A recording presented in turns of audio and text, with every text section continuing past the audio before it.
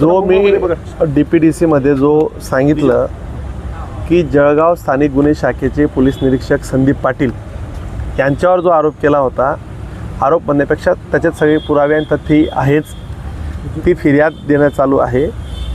त्या फिर्यादीच्या अनुषंगाने तेच स्वतःच LCB PI असल्यामुळे त्यांच्या विरोधातली फिर्याद घेण्याला सुरुवातीला टाळाटाळ वाटली।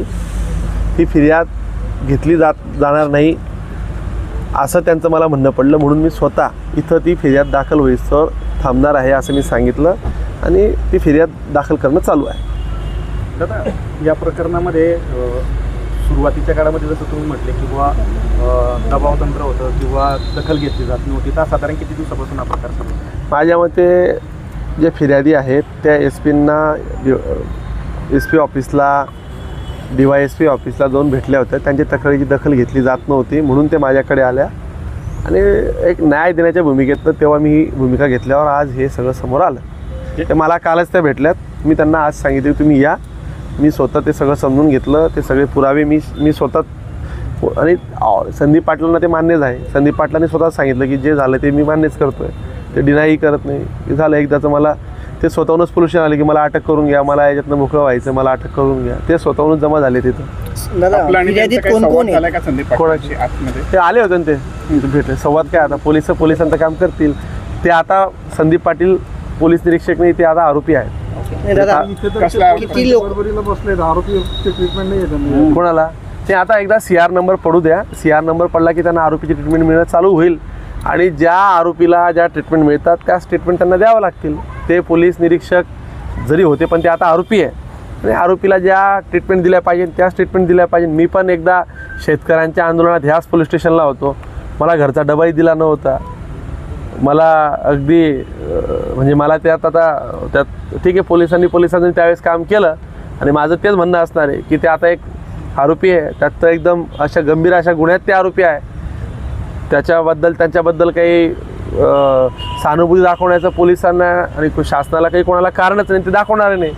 गुन्हा दाखल करण्यापूर्वीच ते पोलीस ठाण्यात येऊन बसलेले होते, ते स्वतःहून आले, ते आले म्हणजे मला त्यांचीच इच्छा आहे की झालंय बा आता हे दबाव वगैरे आणण्याचा प्रयत्न वगैरे। कोणाचा दबाव नाही, असं आहे की ज्यांच्या समोर अनजस्टिस झालंय ते फिर्यादीच सांगतील ते, आणि दबाव आणण्याचा काही प्रश्नच येत नाही।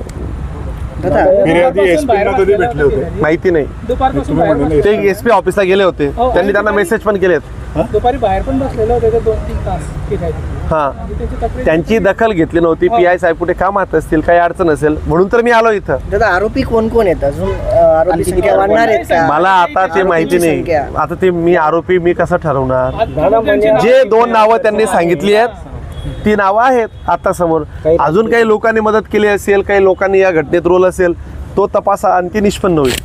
मध्यंतरी आपण सांगितलं होतं किंवा 2 लोक आहेत की ज्यांचा प्रामुख्याने रोल होता, युनिट वगैरे काय नाही, ते आहेच ना, त्याचीच गाडी होती, तो सगळं करायचा। संदीप पाटीलचे त्याचे CDR तपासले पाहिजे, आता तपासाचा तो भाग असेल पण आम्ही ते मागणी करणार आहेत। संदीप पाटीलचे आणि आयुष पियुष म्हणजे याचे CDR तपासा, त्यांचे टावर लोकेशन घ्या, त्यांना पोलिसांनी मागे गनचं लायसन दिलं आहे, अनेक 2-3 डमी सिम कार्ड त्यांच्या नावाची किंवा त्यांनी मिळून दिली आहेत, ते सिम कार्ड का दिले गेलेत, त्या सगळ्या हॉटेल बुक करण्यापासून तर त्या आयुषचा रोल असायचा, हे सगळं तपासावं लागेल आता आणि या तपासात सगळं येणार आहे। जो फिर्यादी आहे त्यांच्यावर काही दबाव वाटतो का आपल्याला? जे फिर्यादी आहे त्यांच्यावर काही दबाव वाटतो का? या ठिकाणी कारवाई होणार आहे। आता ती जी रेड झाली त्या अनेक ठिकाणी यांचाच रोल असायचा, हे आता कोणाला कारवाई करायची, कोणाला हे सगळ्या सिंडिकेटचा भाग, तो एक वेगळा तपासाचा भाग येईल, त्या आम्ही वेगळ्या प्रशासकीय तक्रारी मी करेल, त्याबद्दल काही विषय नाही।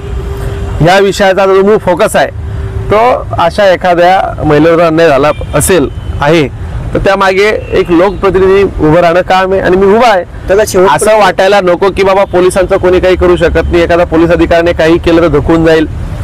जनतेमध्ये एक स्ट्रॉंग मेसेज जावा की कायदा हा राज्यकर्त्यांसाठी असो की प्रशासकीय अधिकाऱ्यांसाठी असो की सर्वसामान्य असो की कोणी मोठा नेता असो किंवा कोणी अधिकारी असो, कायदा हा सगळ्यांसाठी सारखा आहे। बाबाजींचं संविधान पाठपुरावा शेवटपर्यंत आपला राहणार आहे, असतोच। गुन्हा दाखल झालाय का व्हायचं? चालली प्रक्रिया, गुन्हा दाखल झाल्याशिवाय आपण न जाण्याची बिलकुल नाही, मैं जो बोलता हूँ वो मैं करता हूँ. 2 तासापासून तुम्ही या ठिकाणी आहेत. अजून किती वेळ लागेल गुन्हा दाखल व्हायला? जेवढा वेळ लागेल तेवढा. माझ्या गाडीमध्ये कायम एक गोधडी, एक चादर, उशी कायम सोबत असते. तुम्ही बघून घ्या कायम. विश्व स्तरीय शिक्षा, आधुनिक प्रौद्योगिकी और भविष्य के लिए तैयार पाठ्यक्रम के साथ. I am Dr. Naira Nigar Salim Patel, the Managing Director of our institution, Bapu Mia Sirajuddin Patel Educational Campus. My name is Eliza Abdulwahid Deshpande. I am from class 5th. My name is Alisha Mustaq Patel. My school name is Hajjan Shakila Bi Abdul Wahid Deshpande. Hello everyone. My name is Rumaisa Fatima Muhammad Umar. I am in 4th standard HSWD. This is Zoya Khan, teaching in this school from last 2 years. मैं तस्लीमा तडवी हज्जा शकीला बी अब्दुल वहीद देशपांडे हाई school end junior college के principal हूँ.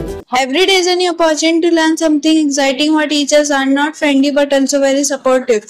Always ready to help us understand difficult lessons. I love spending time in a well-stocked library and using the computer lab for projects. The science lab make learning experiment super fun. We also have clean drinking water and neat and clean washroom and a hygienic environment. It feels like a second home where I feel safe and valued. Our school organizes interesting competition like annual function and even educational trip. So it started in your budget. Thank you and have a nice day. Our institution, Satpura Shikshan व Gramin Vikas Sanstha, is a premier education institute with over 32 years of dedicated service in the field of education. The society operates Bapu Mia Sirajuddin Patel Educational Campus at various locations such as Musawal, Hashimpur, Nandura, Pipalgaon, Kade, Vadgaon and Turki.